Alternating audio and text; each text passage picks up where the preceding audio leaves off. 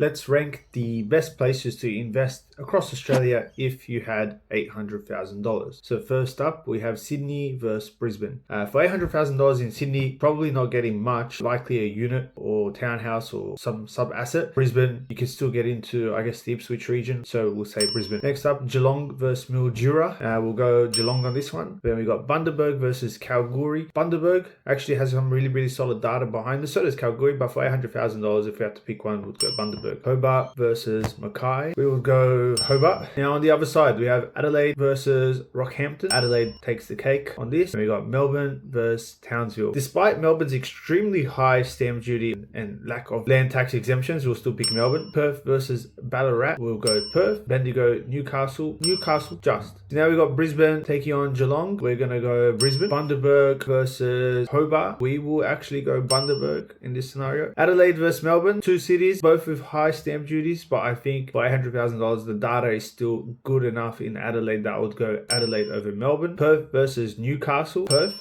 Just the data for Newcastle is pretty good, but we're going to go Perth, better yield. And then we have Brisbane taking on Bundaberg. Again, Brisbane's going to take the win here. The Ipswich data is still pretty decent. Adelaide taking on Perth. This is really tight. Data is solid in both Adelaide and Perth. Yields are probably better in Perth. I think the forecasted growth rate for $800,000 in Adelaide are superior. You'll pay a little bit more stamp duty, but overall, I think you'll end up with a better result. And finally, Adelaide taking on Brisbane. Again, Brisbane for $800,000 is mainly the Ipswich region at the moment, whereas you have a few more options in Adelaide whilst it's getting pretty tight. We'll go Adelaide. So Adelaide, best place to invest if you have $800,000.